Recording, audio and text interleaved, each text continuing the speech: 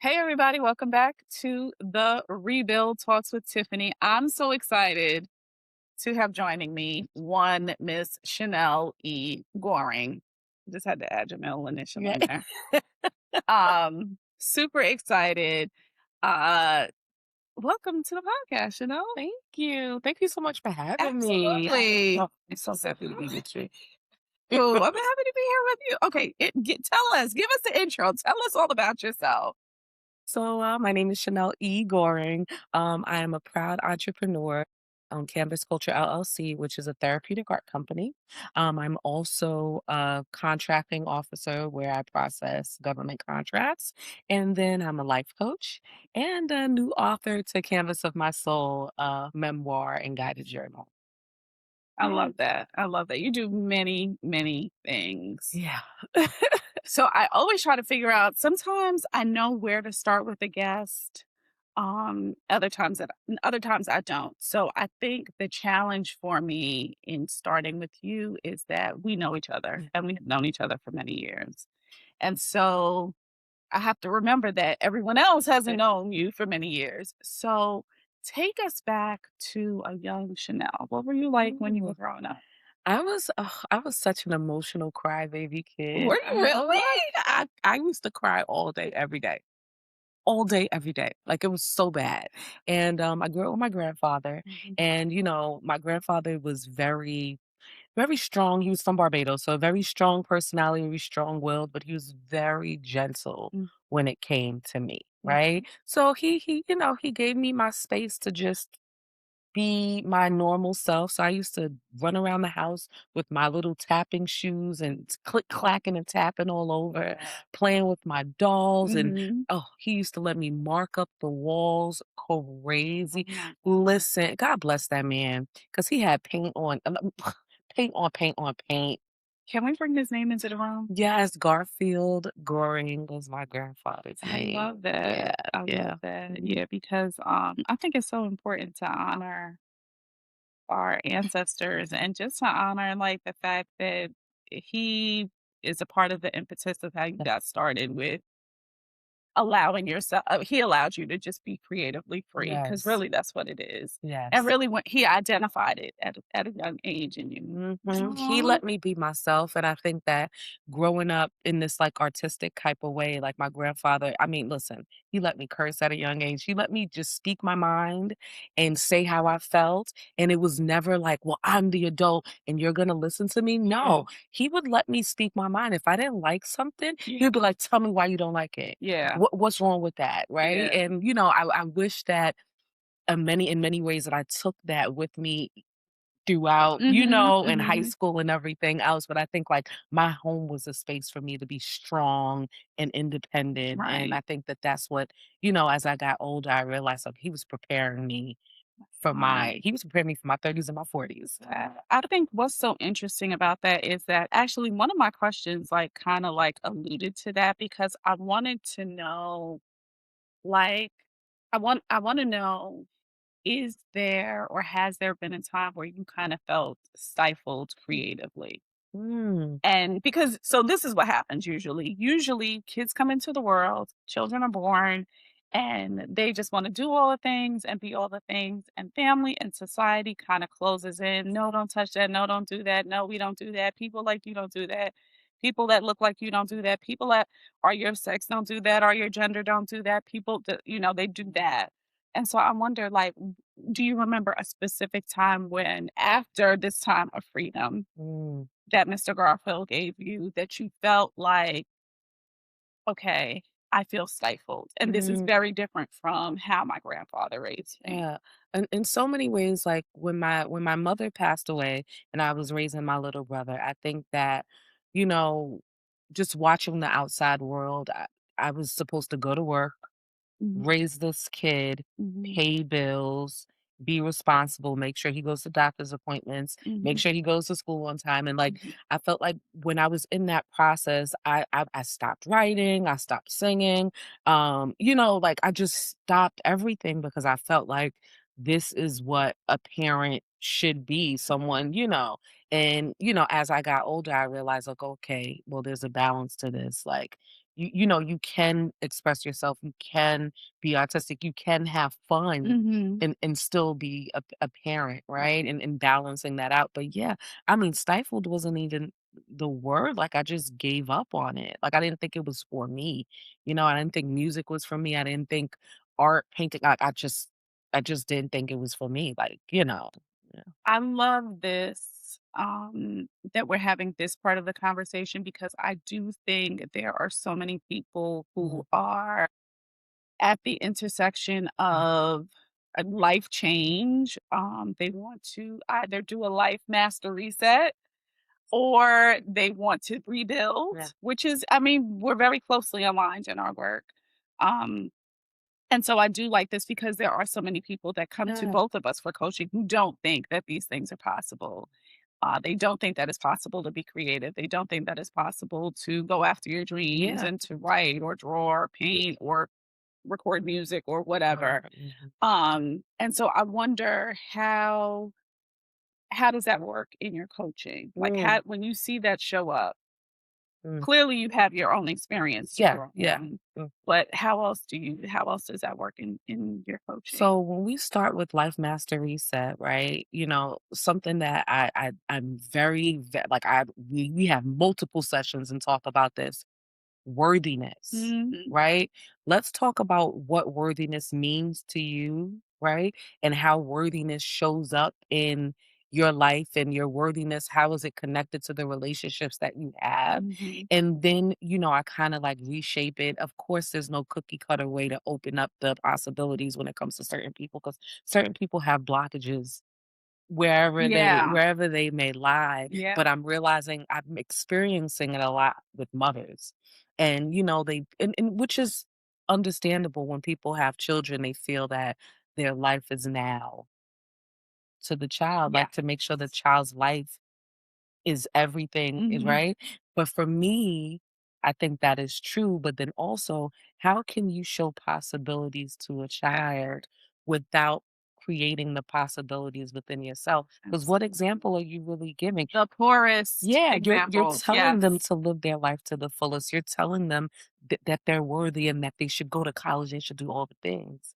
But you're showing them something totally contradictory to what you're telling them. Yes. And children will emulate what they see Yes, and not and what they hear. yes, and It's all about that example. I think this is so unfortunately, it's so common, and I know I get it, like, parents, especially parents who are people of color, parents who are immigrants, parents who are first gen, like the Yeah. first in their family to do Yeah. whatever, they think that if they do all of this stuff for their child, if they give and do and everything is about their child, they think that it sends a message to their child that they are worthy, the child Yeah. is worthy, which it does, but it also sends a message that I am I not am not worthy. worthy. Right, right. And so we know in a mattering conversation, the only way anyone else gets to matter is if we matter first. Exactly. Yeah.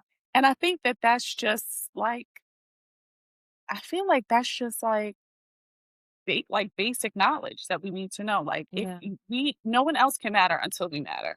Because we also wouldn't have a way to not measure the mattering, but we wouldn't have a way to identify it if we don't know that we Yeah. matter. Yeah. And Yeah. I tell people all the time, a lot of the times people understand it, like they get the gist of it, but they just don't know how to put it into practice. Mhm. And I always say, start with small Y things. Start with small, even if you like your bathroom to be pink. Small things, and it could Right. be the tiniest thing. Right. Buy yourself the dress. Right. Wear the dress in the house. Yeah. Now take yourself out, Yeah. right? Now go to salsa classes. Yeah. Now take yourself dancing Yeah. and just slow steps to living the life that you want and that you dream of. And they'll see that. And they won't feel neglected. They won't feel like you don't care. Right. Of Absolutely. course, and like I said, it's a balance, right? Because Mhm. you don't want to be, nails done, hair done, everything done, and Right. then your kid is like, Yeah. "Mommy, what? Right. Right. What about You didn't come to my dance I recital and know. stuff." I think what's interesting is that it also shows them how the world should treat them. Yes. And it also shows them how to treat the world. So I am like, this is a big deal for me because I hear those parents and people wear it as such a badge of glory, a badge of honor to say, "I gave up this for my kid." Your kid does not want you to say that. No kid wants to be the reason that a parent didn't go after their And nobody dreams. wants to hear And no one wants to that. let my Yeah. kid know, "Listen, I will go to freaking war for you." Like, don't get me twisted up in here, like, seriously. But, I mean, for me to give up my life or Yeah. insinuate that I'm giving up, like, no, I want my daughter to see me going after my dreams. Yeah. It's so interesting, especially with children who identify as girls. Mm. I find that often mothers want to, or people, I shouldn't even say mothers, society wants to kind of like mold this child so that she does things that girls do. Yeah. So it's the Mhm. cooking and the cleaning. I tell people all the time, I don't want my daughter's greatest Yeah. claim to fame to be that she knows how to clean. Like that's not what I want. Like we had ancestors that didn't have a choice, and that was Yeah. their greatest claim to fame. Mhm. And they did not have a choice. I don't want my daughter. I don't want that to be her claim to fame. Yeah. Like I want her to find the thing that lights her up Yeah. and that she's passionate about. How did you find the thing that lights you up and that Ooh, you're passionate about? let me tell you something. I tried everything. Okay. I I am one of those people who have had every single job except for like fast food. I worked at Applebee's. I guess that's kind of a thing. Yeah, I never did like a Wendy's or anything like that, but my first job was at Applebee's. Okay. And then from Applebee's, I went to Planet Hollywood. I was Oh working my god. in their First of all, okay, merchandise. wait, hang on. See the way did you see the way she just tried to skip over Planet Hollywood? Because first of all, about half of the population doesn't even know what Well, Planet Planet Hollywood. Hollywood Oh, is. you're So right. forget. Oh my, okay. So Planet Hollywood was on 42nd Street and it Mhm. was a restaurant. And then they had like merch shops on like the lobby. So when you walked in, everything was like Planet Hollywood with the hats and the Mhm. t-shirts and all that stuff. That's where I was. Yeah, and And they then had, like, really big investors because yeah, I think, like, Arnold it Schwarzenegger was was a an part. investor. Yeah. Yeah, like, they had these really big stars that were a part of Planet And the Hollywood. stars would come in there all the time. And it was a good So experience. I feel like I used to go to I feel like they had a little nightclub action happening at one. It was like a lounge type of Yes, situation. you might have seen me in there a couple of times. I feel like I might have rolled in there on a Saturday night many times, more than a few times. I'm just saying. Their I'm just burgers were saying. good. That's what I miss. Yeah. Okay, The so food Planet was Hollywood. good. The Where else? Planet Hollywood, and Where then I else were you? worked in Manhattan Center as a fire guard and security guard. Oh, I was a flight attendant. I was a dispatcher for the police department, the fire department. I worked for a newspaper. I used oh to my sell advertising in the goodness. what was the name of that newspaper? It was like the New York something. I can't think of the name of it. But Okay. anyway, so that I worked for Hot 97. I did radio. Okay. I listen every single I job. love that. And that's how I was able to find like what really made me happy, what made me smile, like what was fun to me. And then Mhm, I decided I quit my job working for the fire department. And mhm. then I went back to college and I went for speech language pathology because I was Okay. like, I'm gonna be I SLP. love that. I'm I gonna love that. support these kids in speaking and speech. Mhm. And then I slipped and became a senator for Lehman College. Oh, When I tell you, it was just like the most random, crazy okay. thing, You were and then doing got all sorts of stuff. hired. Yeah, New York City Council, ended up working in the government. So it just was just one thing after the next. And I tell people, try it all. Mhm, Have fun with life. mhm. If you don't like something, try something else. You're not tied to something. You're not Yeah. tied to a specific career. And once you keep on trying things, you'll be guided. God will guide you to where you need to be. So what do Yeah. you feel is like your current passion or a passion Mm, that something you really feel passionate about right yeah. now? I'd be lying to you if I told you it was one thing. Art is one of my favorite things. Writing, poetry. I love life coaching. I Mhm, love coaching people. And I also love doing government contracts. I love educating people on it. And then I love playing. So I work for a government agency that oversees programs to support the community and children mhm. all across New York City. And that brings me joy. Like I'm not feet to the ground but I have a lot to do with the money that's gonna be, Right. divvied out to these businesses to support the community. So, all the things that hands that are going on, I'm in love with all of them. I think what's so great about that is that I think that it is good that they have someone who has worked in so many different Yeah. industries. You have lots of knowledge, you have lots of wisdom, you have lots of experience. And I think that's really, really important. Mhm. Like it's really important that we have people who are capable and knowledgeable doing this work. So I just love that. I just love that. I wanted to know, like, how do you talk about these pivots, right? You move from job to Yeah. job to job to job to job, right? So that's when you're doing it for yourself, Yeah. which is very different from when you're coaching women to do it. Yeah.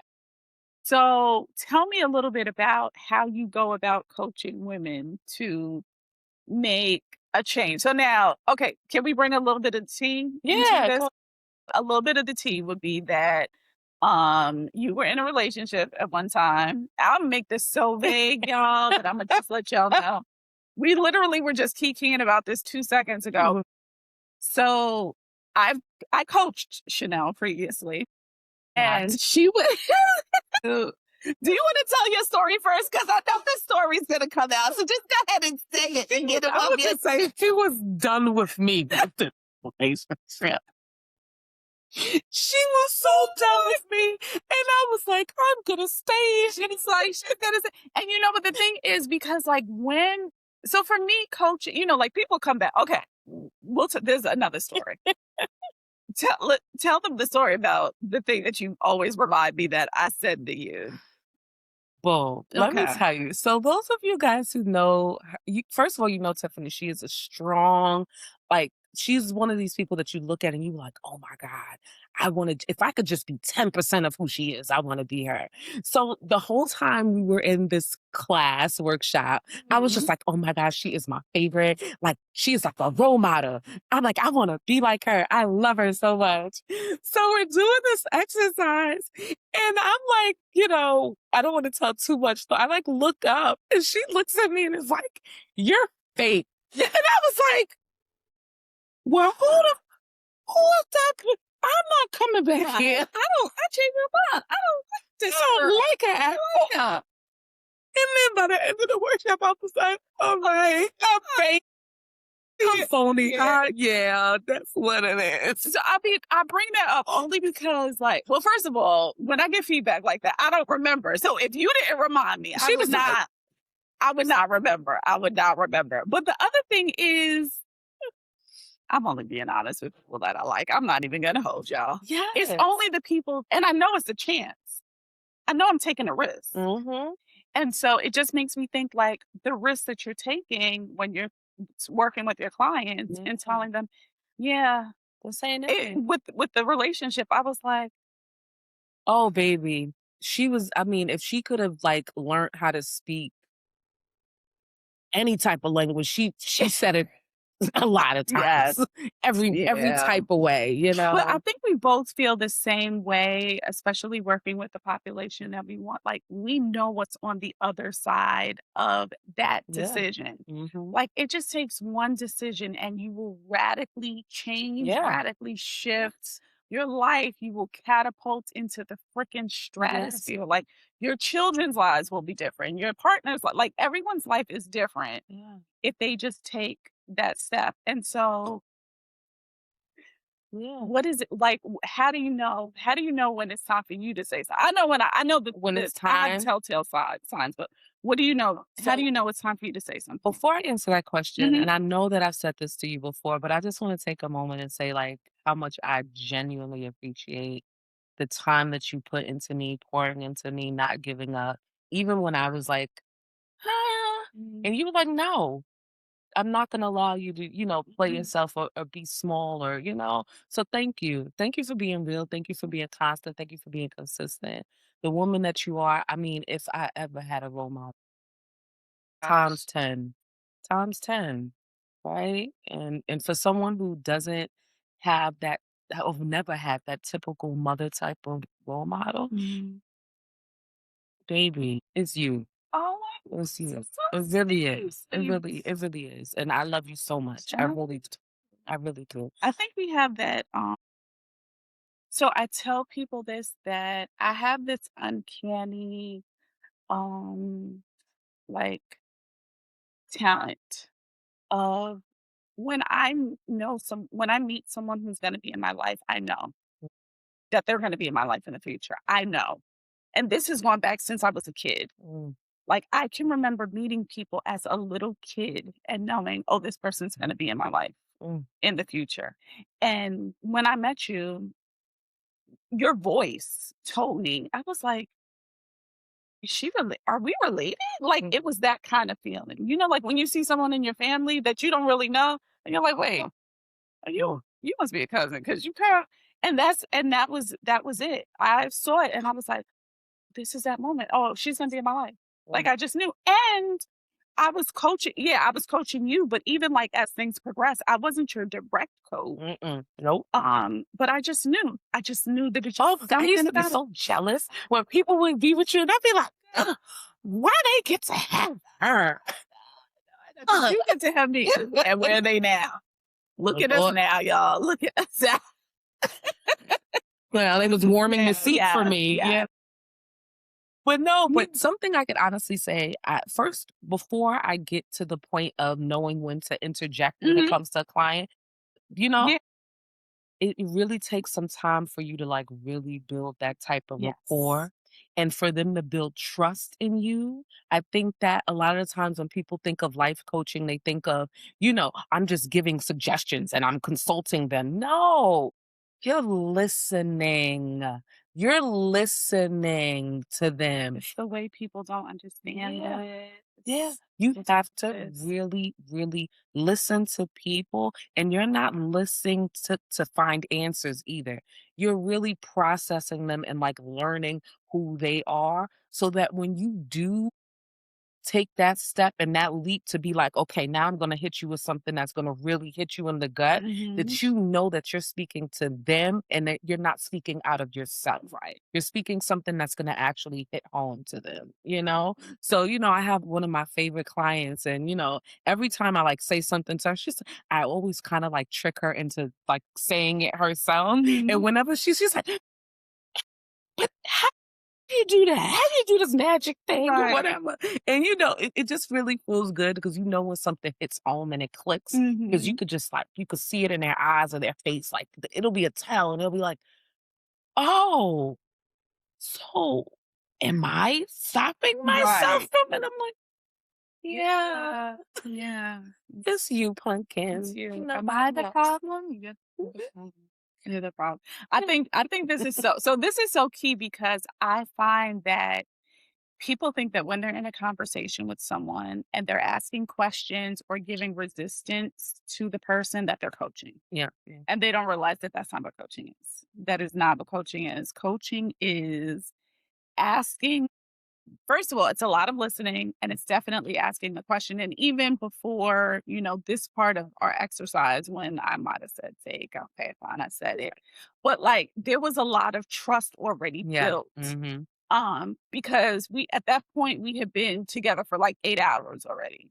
So we had put in 8 hours of training. So that's the reason that the comment lands like that. It's Mm-hmm. because I built the trust. Yep. You saw me there. You saw me giving feedback. You saw me listening. You saw me. And so I got your buy-in. And so when I said that, you were like, okay, she might be on to something. Yeah. Yeah, she might be on to something. Yeah, Yeah. and it real I wanna say honestly, having that said to me, it Mhm. really had me take a step back and looking at how I was not present. And it wasn't even the fact that you're phony and you're fake in a negative way. Mhm. It was like you're not present.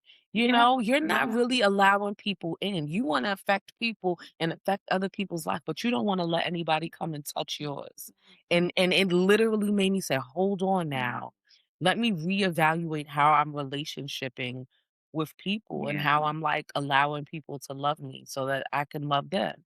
So, and it really just opened up my mind to like all the possibilities of like what a relationship is. Mhm. And even when I was in the marriage, the marriage, you would gently just, okay, Yeah, okay. yeah. Yeah, because no one wants to be bulldozed Yeah. into making a decision. Yeah, I think that's super important.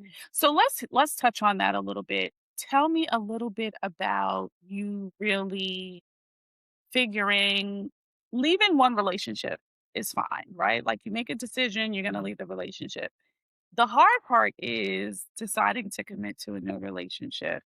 Mm, mm, mm. So, tell me a little bit about when you realized that you could trust Chanel again to make the decision to be in a relationship. Imma be honest with you. I was already in another relationship mentally when I was married, when I decided that I wanted a divorce. So when I decided that I wanted a divorce, right, I was praying in the shower. Oh, baby. Prayers in the shower. If you haven't done it, Yeah. those hit, right? Woo.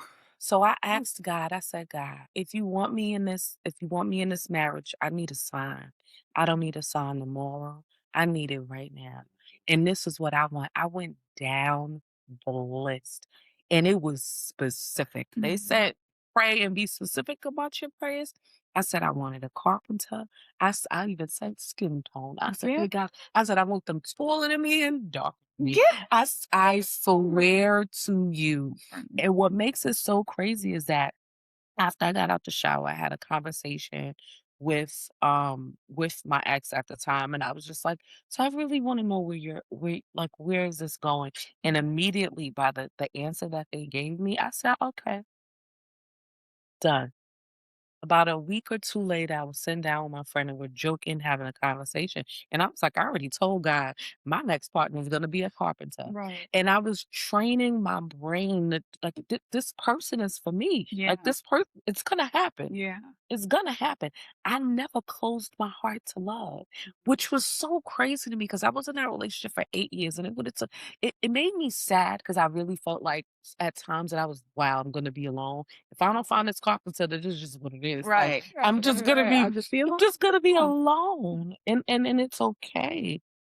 And November, oh, 2 weeks after my birthday, I get a random message on Facebook. And this person is like Grand Rising Queen. And I'm like, who chill. who is this? The minute I asked him, I said, okay, had conversation. Well, we did the background check. This is the express story. So, Background. I did. I have a friend that's a detective. Listen, you have to know who you're talking to. It's Protect what yourself at all times. At all listen, times. there's so many scammers out here. True. So the minute the person said, oh, what do you do for a living? Oh, I do this. And it was like, I'm a carpenter. And I'm like, that was it. I text my friend. I said, "Oh, met the life, met them already. Get No, out of here. clear, clear." When I tell you clear as day, I was like, "All right, That's so good. yeah." That's so So good. I just feel like keeping your heart open, and I think all relationships are the same, honestly. Whether it's friendships, whatever, right? Mhm. Because we've all been scarred in relationships, friendships. Like we've all been scarred, Yeah. but I feel like God did not put us here in community to be alone. Absolutely. Absolutely. I completely agree. Yeah. I completely agree. I know a lot of people don't feel like that. And there's nothing in nature that functions by itself. Nothing. Nothing, There's nothing in nature nothing. that functions by itself. Even the things that are by themselves that we like procreate by themselves, they Mhm. have to duplicate. Yeah. The cells have to Yeah, multiply. yeah, yeah, So and they have to they're either eating food, releasing food, there's some yeah, connection to something else, something. yeah. Yeah. So, I always keep my heart open to people and to experiences and Mhm. yeah, I'm just yeah. So in the shifting, in the trusting, in the going into a new relationship, how do you when you're working with a client, how do you decide if this person needs just a little tweak Mm, or if they need a whole life master reset? they tell me. I think that I don't like to push people. Mhm. I think that because when you push, sometimes it's so much resistance. People can only move where they see themselves moving, Mhm. if that makes sense. Like that's like walking in the dark, right? But if you can't get your foot and you don't know where your foot's gonna go, you're gonna be so hesitant, you're gonna be so scared, and you just Yeah. you know what I'm saying? So I like to paint the picture with the person, and once they paint the picture, then I'll guide them on that journey, right? But it's up to you, really. You choose what you want your life to be. If you choose to live in fear, okay. I'll try to set it on a plate for you to look at it, Mhm. kinda like, listen, Lisa, this is what this is. This is Right. what you're painting. You want another picture? Do you want that? So let's paint something else. Let's do it together. Yeah, yeah. I think that a lot of people are often just looking for some guidance. They're just looking for Yeah. someone to do it with them. Yeah.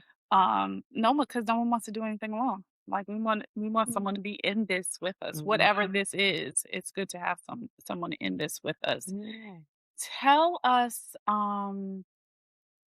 tell us what's the next thing that we can expect from you. I'm so excited. So, right now with this book, Canvas of My Soul, I am looking forward to facilitating workshops in shelters, in group homes. So I'm pitching myself now for speaking engagements. I actually have a speaking engagement on Thursday, a Mm, live storytelling event. So I'm really excited about that. But yeah, listen, this is a movement mm. and I'm doing a camping retreat, Yes. therapy camping retreat in August. And so, I'm really just following where God needs me to be, one soul at a time. We healing I people. love that. And that's where we I at. love Yeah. that. If you want to know some more about Chanel, first of all, you need to get this. This is her Mm. latest book. You can find this wherever books are sold. I will link all the details for you. And after you get that, you want to also get the companion journal, the guided journal.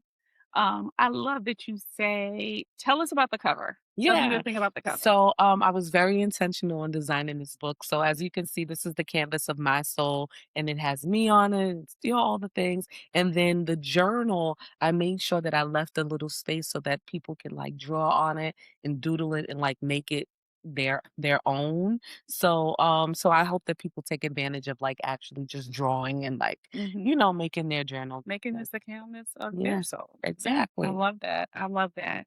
I cannot thank you enough for being here with me today. Thank you. I Can we do a part two? Yes, Because I think I want to dive a little bit deeper into career and relationship. I want to let's dive, do yeah, it. we just scratched the surface today, but I think I want to dive a little bit deeper. So thank you so much Thank for you. joining us. We appreciate it. Listen, Rebuild family, thank you all for joining us. Please be sure to comment and subscribe and like, and definitely share this with someone that you care about. Share it with someone that you know. They definitely want to hear this conversation. Thanks, everybody. See you next time.